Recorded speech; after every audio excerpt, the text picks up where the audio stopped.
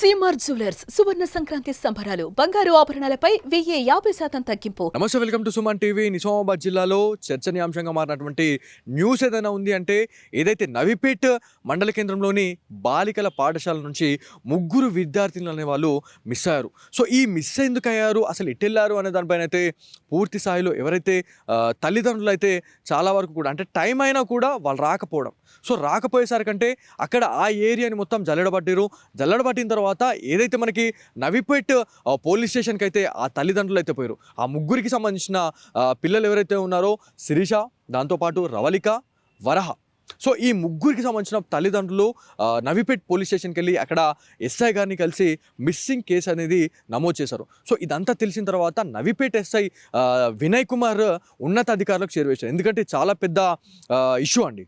ఒక్క person miss కావడం వేరు, ముగ్గురు పర్సన్లు ఒకే రోజు అదే స్కూల్ నుంచి మిస్ కావడం వేరు.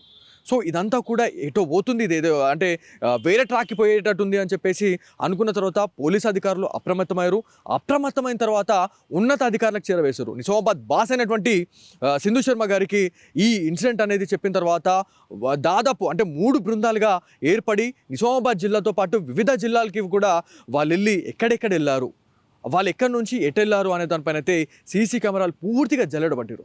సో ఇదంతా కూడా ఎవరైతే మనకి 10th క్లాస్ స్టూడెంట్స్ అయితే బస్సు ప్రయాణం అంటే ఏదైతే మనకి చాలా వరకు కూడా మహాలక్ష్మి పథకంలో భాగంగా చాలామంది మిస్యూజ్ చేస్తున్నారు. సో మిస్యూజ్ చేయడం వల్లే వాళ్ళ ఒక ఆధార్ కార్డ్ సహాయంతో వాళ్ళ దగ్గర నేను శిరీషతో మాట్లాడినాను. శిరీష దగ్గర 20 రూపాయలు ఉన్నాయండి. ఓన్లీ 20 రూపాయలతోనే వాళ్ళు నవిపేట్ నుంచి నిజామాబాద్ వచ్చారు, నిజామాబాద్ నుంచి బోధన్ నుంచి నిజామాబాద్ వచ్చి నిజామాబాద్ నుంచి మళ్ళీ ఆర్మూర్ వెళ్ళిరు, ఆర్మూర్ నుంచి కామారెడ్డి నుంచి మళ్ళీ నిజామాబాద్ వచ్చి నిజామాబాద్ నుంచి కరీంనగర్. సో ఇదంతా వెళ్ళిరు అంటే ఒక్కసారి ఆలోచించండి. ఎవరైతే వరహ దాంతోపాటు రవళిక వీళ్ళ దగ్గర 50 రూపాయలు మాత్రమే ఉన్నాయి. సో ఈ పైసలతోని మాత్రమే వాళ్ళు టిఫిన్ చేసిన తర్వాత ఇదంతా కూడా వాళ్ళు కరీంనగర్కి వెళ్దామని చెప్పేసి డిసైడ్ అయ్యారు. సో ఎవరైతే ఇద్దరు పిల్లలు ఎవరైతే ఉన్నారో శిరీష అనే క్యాండిడేట్ని ట్రాప్ చేసి మనం మాయమాటలు చెప్పేసి మనము షాపింగ్ చేద్దాము, అది చేద్దాము, ఇది చేద్దాము అని చెప్పి మాయమాటలు చెప్పిన తర్వాత ఎవరైతే శిరీష అనే క్యాండిడేట్ నమ్మింది, వాళ్ళ ప్రాణ స్నేహితురాలు ఎవరైతే ఉన్నారో వాళ్ళతో వెళ్ళిన తర్వాత మార్గం మధ్యలో డౌట్ వచ్చింది. ఎవరైతే ఇద్దరు వరహ కావచ్చు, రవలి అనే క్యాండిడేట్ ఇద్దరు కూడా ఫోన్లో మాట్లాడుతూ ఉన్నారు. ఎవరితోనంటే మా బాబాయ్తో మాట్లాడుతున్నాము, మా బాబాయ్ రమ్మన్నాడు, మా బాబాయ్ దగ్గరికి పోదాం అని చెప్పేసి అన్న తర్వాత ప్రతిసారి ఇదొక తతంగం అయిపోయింది. అంటే దాదాపు ఒక 6 to 7 అవర్స్ వరకు ప్రతిసారి ఇట్లనే మాట్లాడింది. ఎంతసేపు మాట్లాడుతావు మీ బాబాయ్తోనే, నాకు కూడా బాబాయ్ ఉన్నాడు, బాబాయ్తోనే నేను ఇప్పటివరకు అట్లా మాట్లాడలేదు, మరి నువ్వు ఎందుకు అట్లా మాట్లాడుతున్నావు అన్న తర్వాత మరి నువ్వు నిజం చెప్తావా లేదా అని చెప్పేసి ఒకసారి గట్టిగా మాట్లాడింది. అన్న తర్వాత అక్కడ బాబాయ్ లేడు, ఎవరు లేరు, మా బాయ్ ఫ్రెండ్ ఉన్నాడు, కరీంనగర్ వస్తే షాపింగ్ చేసి మీకు తినబెట్టి చేయించి నేను పంపిస్తా అని చెప్పేసి అంటేనే మేము మిమ్మల్ని తీసుకొని వచ్చినాం అన్న తర్వాత శిరీష ఒక్కసారి భయపడ్డది. మనం ఆన్నే ఉండొచ్చు అని చెప్పేసి ఎవరైతే ఇద్దరు ఉన్నారో వాళ్ళు అన్నారంట శిరీషకి, మనం ఆన్నే ఉండొచ్చు, మనం చాలా మంచిగా ఎంజాయ్ చేయొచ్చు అని చెప్పేసి అన్న తర్వాత ఒక్కసారిగా భయపడింది. తను శిరీష భయపడి ఒక్కసారిగా తను కూడా యూటర్న్ అయిపోయింది. నేను రాను, మీరద్దు, మీ కథొద్దా అని చెప్పేసి వాళ్ళని వదిలేసి ఆమె నిజామాబాద్ వచ్చేసింది. నిజామాబాద్లో శుక్రవారం తెల్లవారుజామున 3 గంటల సమయంలో పోలీస్ అధికారులకైతే శిరీష చిక్కిన తర్వాత పూర్తి స్థాయిలో ఇన్వెస్టిగేషన్ అనేది చేసిరు. మొత్తం దర్యాప్తు చేసిన తర్వాత నిన్న ఈవినింగ్ టైంలో వెమ్లవాడలో మనకి ఎవరైతే ఇద్దరు రవళిక, ఎవరైతే మనకి వరహ వాళ్ళిద్దరు కూడా వెమ్లవాడలో దొరికినట్టు మనకు తెలుస్తూ ఉంది. సో వాళ్ళ విహారయాత్రలు అని చెప్పేసి వాళ్ళు వెళ్ళిర్రా లేకపోతే ఏందనేది పక్కన పెడితే మాత్రం చాలా పెద్ద ఇన్సిడెంట్ అనేది తప్పింది. అంటే ఒక చాలా వరకు కూడా ఒక బయటకి పిల్లలు వెళ్తూ ఉన్నారు అంటే, ఒక ఆడపిల్లలు వెళ్తూ ఉన్నారు అంటే వాళ్ళపైన 100 కళ్ళు ఉంటాయండి. సో అట్లాంటి వాళ్ళ కళ్ళు కప్పేసి అంటే వాళ్ళ కళ్ళలో పడకుండా వీళ్ళు ఇలా సేఫ్గా వచ్చారు అంటే నిజంగా చెప్పాలంటే వాళ్ళ అదృష్టం అని చెప్పుకోవాలా. సో ఇదే అంశంపై మనతో మాట్లాడడానికి ఇక్కడ మన నిజామాబాద్కి సంబంధించిన కొంతమంది సిటిజన్స్ అయితే ఉన్నారు. ఒకసారి వాళ్ళ వర్షన్ తీసుకుందాం. ఎందుకంటే ఇప్పుడున్న సిచ్యువేషన్లో వాళ్ళు ఎట్లాంటి సూచనలు ఇస్తారు అనే దానిపైన అయితే మనతో మాట్లాడడానికి అయితే ఉన్నారు. అన్న మీరు చెప్పండి, అసలు ఇన్సిడెంట్ విన్న తర్వాత మీకు ఏమనిపిస్తుంది? దీని వెనుక పూర్తి స్థాయి దర్యాప్తు జరపాలి. ప్లస్ మనకు కావాల్సింది ఏంటంటే పిల్లలకు సెల్ ఫోన్లు ఇవ్వడం వల్ల వాళ్ళు మిస్గైడ్ లోన్ అయిపోయి వేరే వాళ్ళు ట్రాప్ చేస్తున్నారు. కాబట్టి పిల్లలకు సెల్ ఫోన్లు ఇచ్చేటప్పుడు చాలా జాగ్రత్తగా ఇవ్వండి. వాళ్ళ ఇంటి దగ్గరకు వచ్చిన తర్వాతనే వాళ్ళ అబ్జర్వేషన్లో ఇవ్వండి. ప్లస్ ఇంకోటి ఏంటంటే మనకు 10th కానీ ఇంటర్ కానీ చాలా పీక్ స్టేజ్ వాళ్ళకి. చాలామంది వేరే బయట వ్యక్తులు ట్రాప్ అయ్యేందుకు ప్రయత్నిస్తూ ఉంటారు. పిల్లల్ని జాగ్రత్త కాపాల్సిన బాధ్యత తల్లిదండ్రుల పైన ఉంది. మరి స్కూల్ యాజమాన్యం కూడా వాళ్ళకి ఒక ఇన్ఫర్మేషన్ తల్లిదండ్రులకు చేరవేసే విధంగా ఉండాలి. ఇంకోటి ఫ్రీ బస్ అనేది చాలా మహిళలకు ప్లస్ పాయింట్ అయినా కానీ సామాజిక పరంగా చాలా నెగిటివ్ ఇంపాక్ట్ చూపిస్తుంది. కాబట్టి ఒక చిన్న పిల్లలు కూడా ఆధార్ కార్డు పట్టుకొని బస్సులో ప్రయాణం చేసినట్టే మామూలు విషయం కాదు. దీనికి సంబంధించింది కూడా కొద్దిగా చర్యలు తీసుకోవాల్సిందిగా ప్రభుత్వాన్ని కోరుచున్నాము. ప్లస్ పోలీస్ వ్యవస్థ కూడా ప్రతి బస్ స్టాండ్లో ఒక నిఘా వ్యవస్థను ఏర్పాటు చేయాలి. దానికి తగ్గట్టు ప్రజలను అప్రమత్తంగా ఉంచేటట్టు ప్రయత్నించాలి. అసాంఘిక కార్యక్రమం చేసేవాళ్ళు పిల్లల్ని ట్రాప్ చేయడంలో ప్లస్ ఈ సెల్ ఫోన్ ప్రకారము వాళ్ళని మభ్యపెడుతున్నారు.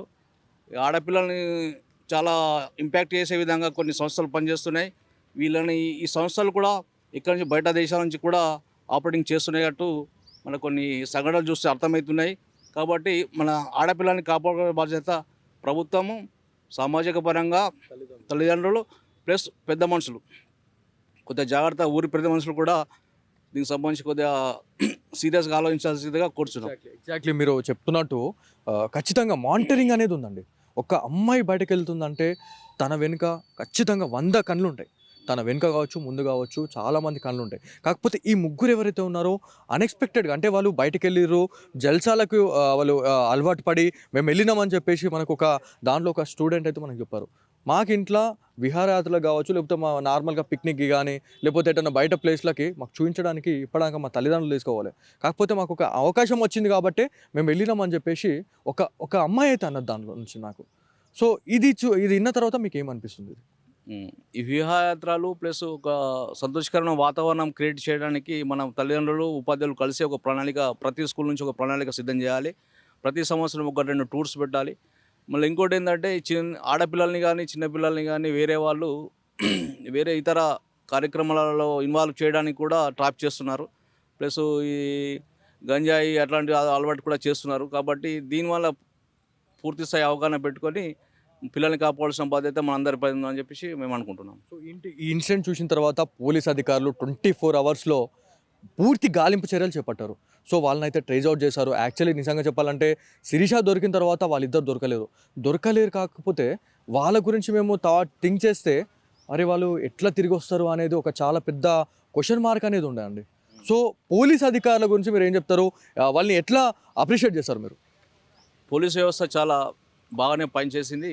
వాళ్ళకి మా అభినందనలు, కృతజ్ఞతలు తెలియజేసుకుంటున్నాము. పోలీస్ వ్యవస్థలో కూడా మనకు కొన్ని సంస్కరణలు చేయాల్సిన అవసరం ఉన్నది. ప్రతి ఒక విలేజ్కు ఒక ఇన్ఛార్జ్లు ఇవ్వాలి, ఒక పోలీస్ సంస్థ ఒక ఫోన్ నెంబర్ ఇవ్వాలి. ప్లస్ దానికి సంబంధించిన ఏ ఇన్ఫర్మేషన్ ఉన్నా కానీ మానిటరింగ్ చేయాలి. ఈ విషయాన్ని చాలా తొందరగా చేసినందుకు పోలీస్ అధికారులను అభినందిస్తున్నాను. థ్యాంక్ యూ అండి, thank you for great information. So చూడొచ్చు ఈ ఇన్సిడెంట్ అనేది ఒక్కసారిగా మనము ఒక్కసారి ఎవరితో చర్చించినా కూడా చాలా మంచి మెసేజ్ ఇస్తున్నారండి. సో మహాలక్ష్మి పథకాన్ని ఎంత మహాలక్ష్మి పథకం ఎంత సక్సెస్ఫుల్ ఉందో దాంతోపాటు చాలామంది మిస్యూజ్ కూడా చేస్తున్నారు అని చెప్పేసి నిజామాబాద్ ప్రజానీకం అయితే చెప్తా ఉన్నారు. కాకపోతే ఇట్లాంటి ఇన్సిడెంట్లకు పాల్పడితే మాత్రం డెఫినెట్లీ మన తల్లిదండ్రులని మనం మోసం చేసినట్టే. దాంతోపాటు పోలీస్ సిబ్బందిని మాత్రం ఖచ్చితంగా మనం అప్రిషియేట్ చేయాల్సిందే. ఎందుకంటే 24 అవర్స్లో వాళ్ళు దాదాపుగా అంటే నిజామాబాద్ నుంచి ఎక్కడెక్కడికో తిరిగిరండి. ఎన్ని నానా తంటలు పడ్డారు వాళ్ళు. సో వీళ్ళు ఒక్క చిన్న మిస్టేక్ వల్ల టోటల్ పోలీస్ డిపార్ట్మెంట్ అనేది వల్ల ఒక్కసారి ఉలికిపడ్డది. ఒకవేళ ఏమైనా అయ్యుంటే పిల్లలకి ఎంత పెద్ద ఇంపాక్ట్ అనేది చూపిస్తుండే. ఆల్రెడీ ఉమ్మడి నిజామాబాద్ జిల్లాలో ఇట్లాంటి అనుమానాస్పద హత్యలు కావచ్చు, లేకపోతే ఎన్నో కూడా మనం చూస్తున్నాం. కాకపోతే ఈ అమ్మాయిలు ఎవరైతే ఉన్నారో ముగ్గురు స్టూడెంట్స్ ఎవరి కళ్ళల్లో పడలేదు కాబట్టి ఇవాళ సేఫ్గా వచ్చారు. ఒకవేళ ఎవరైతే ఆకతాయిలు కావచ్చు, మత్తు పదార్థాలకు బానిసైన వాళ్ళ కళ్ళల్లో పడితే అంటే వీళ్ళు సస్పెక్టెడ్గా తిరుగుతూ ఉన్నారు. ఈ నుంచి వాళ్ళకి అసలు ప్లానింగ్ అనేది లేదు. కరీంనగర్ అన్నారు కానీ ఈ ఏరియా మొత్తం తిరిగేసారు. కాకపోతే ఆ టైంలో ఎవరైనా చూసుంటే, వీళ్ళని ట్రాప్ చేసి ఉంటే అప్పుడు ఎంత పెద్ద పని అయ్యేది అనేది చాలా ఖచ్చితంగా మనము ఆలోచించాలా. సో ఈ వీడియో చూసిన తర్వాత ఖచ్చితంగా మీ ఫ్రెండ్స్ అండ్ ఫ్యామిలీ మెంబర్స్కి షేర్ చేయండి. డెఫినెట్లీ సోషల్ మీడియాలో ఈ వీడియోని మీరు వైరల్ చేయాలి. ఎందుకంటే చాలా మంచి మెసేజ్ ఉంది. సో ఎవరైతే నిజామాబాద్ సిటిజన్తో మాట్లాడినప్పుడు కొంతమంది నిపుణుల్ని మాత్రమే మనము వాళ్ళతో మాట్లాడడానికి అయితే మనం ట్రై చేసినాం. చాలా మంచి ఇన్ఫర్మేషన్ అయితే వచ్చారు. సో ఏదేమైనప్పటికీ నిజామాబాద్ జిల్లాలో ముగ్గురు అమ్మాయిలకు సంబంధించిన మిస్సింగ్ అనేది వీడింది, సుఖవంతమైంది అని చెప్పేసి మనం చెప్పుకోవాలి.